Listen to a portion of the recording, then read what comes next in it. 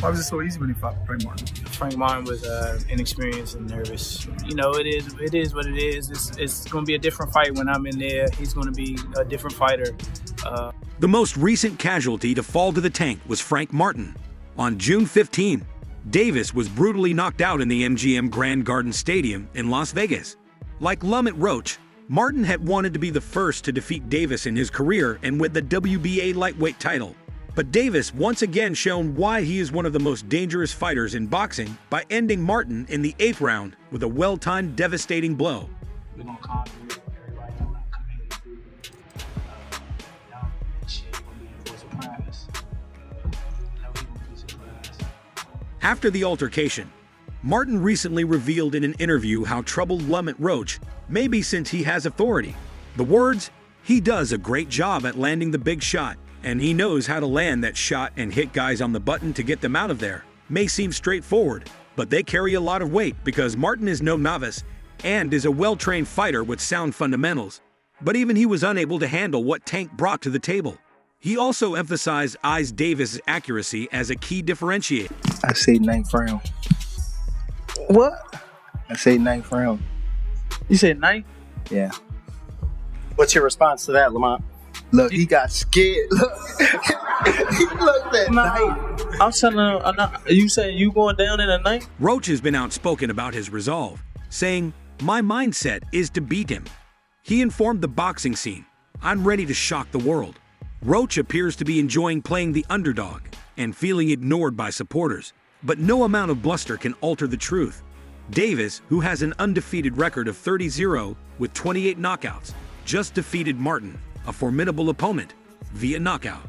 On the other side, Roach is gaining weight and going up against a fighter who is at the top of his game.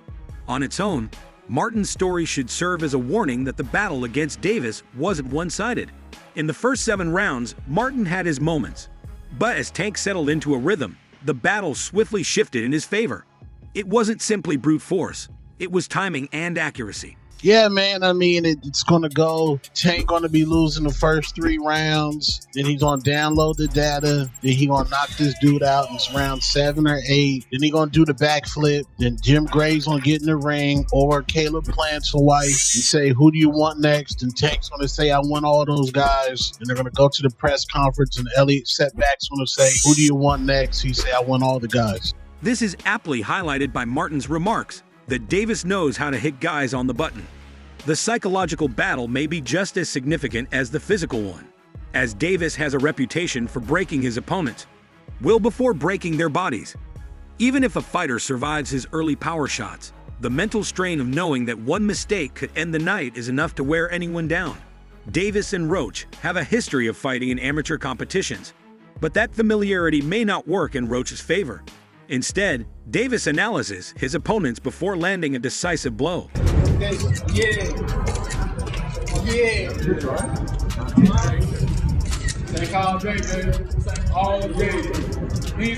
Roach's recent achievements should not be disregarded.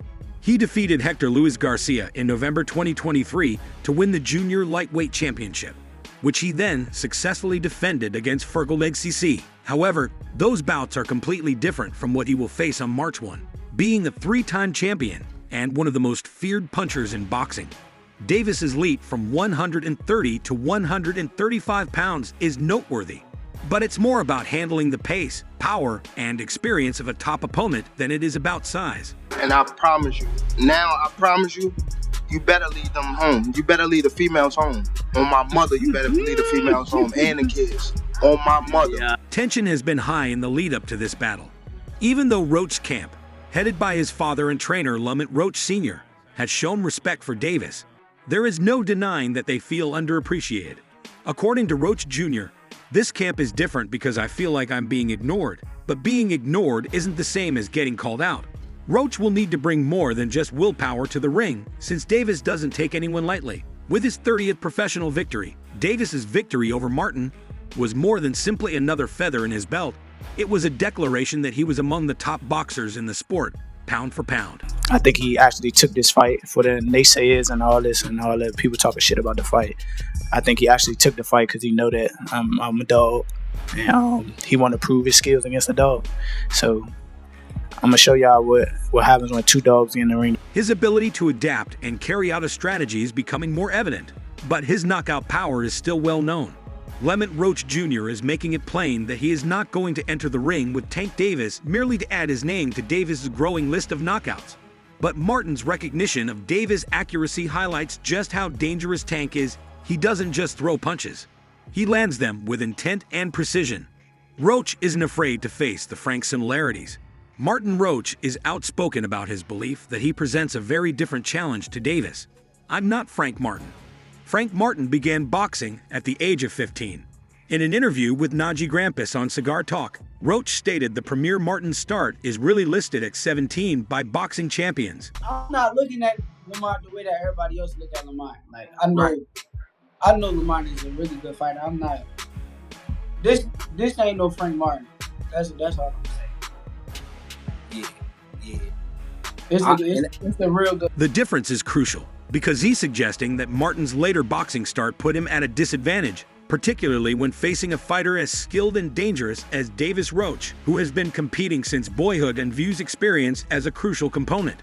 Martin's lack of experience was further explained by Roach, who said, Frank Martin didn't have the experience that he needed, as everybody could see it's not like that I'm just talking, __, or anything like that. He didn't have the experience to be in there with someone as skilled or as experienced as Tank. It's a fair critique. When Davis found his timing and dropped Martin in the 8th round, you might think that boxing fans are being hypocritical when they beg for fighters to be great, but if they see it from your point of view, instead of Gervonta being frustrated with Davis, you're stepping up to be great, and they won't be frustrated if they look at it that way. Martin had a perfect record going into the fight with Davis, but he didn't have a long history of facing elite competition.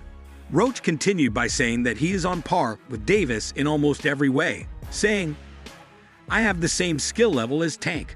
I have the same experience as Tank. I have the reflexes. I have the ability, and I damn sure have the IQ. That's a bold claim, especially in light of Davis' resume, which speaks for itself. Tank's 30-0 record with 28 knockouts. But Pooch seems unfazed. He's not just talking about surviving Davis' power. He's talking about matching him in every category. Can you see who it is? Hey, who is the dude? That's right. Perhaps the most significant aspect of Pooch's confidence stems from his durability. I believe I was struck on my __ a few times, but no one ever left me. Even in his first career loss to Jamel Herring in 2019, according to Roach, he was known for having a strong chin. However, Roach maintains that he wasn't actually knocked down by Herring's counter right hook, which dropped him. But the referee declared it a slip after observing his foot appear, and the fact that Lamont, the referee, saw that my foot came up and I try, which is why he didn't call it a knockdown. Roach knows Tank Davis as well as he does. Their relationship extends beyond their amateur bouts. Roach clarified that he thinks this hardness will distinguish him from Davis's previous rivals. He is aware that many of Davis' opponents were emotionally defeated before the last bell rang, in addition to losing physically. But he is determined not to allow that to happen to him. His attitude is unmistakable. If he loses, it won't be because he lost under duress or was caught off guard. Additionally, Roach recognized Davis' strength, something no combatant can afford to ignore. Davis has an incredible knockout percentage with just 2 opponents. German Moores and Isaac Pitbull Cruz have both advanced to the final bell with him. There is a rematch clause, so prepare for 2 fights. But yes, and after I defeated him the second time, I probably would ask the WBA to allow me to go up to 140 and fight Bryo. It's important to note that Davis was dealing with a hand injury during the Cruz fight, which probably made it harder for him to score a knockout. That fight was a test of Tank's ability to adapt when things don't go his way, and he passed it for Roach. Despite all of Davis's strengths, however, Roach still sees areas that he can exploit, and he said, I'm not under any illusions about the challenge ahead. It's not going to be easy. We all know that he's a hell of a fighter. Lamont Roach Jr. has never been the kind to sit back and let his fists do all the talking, whether it's in the ring or stirring things up on social media.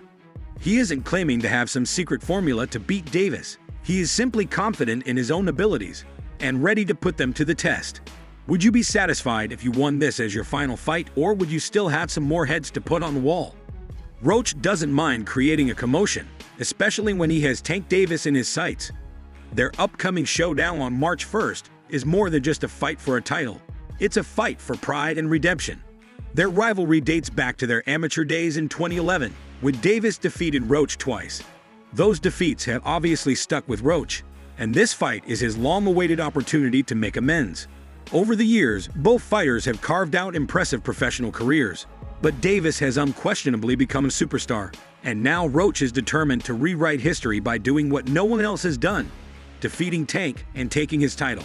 I think Lamont Roach is a fantastic fighter, but he might be a little over his head with Gervonta Davis, who is, to put it bluntly, a beast. If Roach believed Davis would overlook it, he was wrong.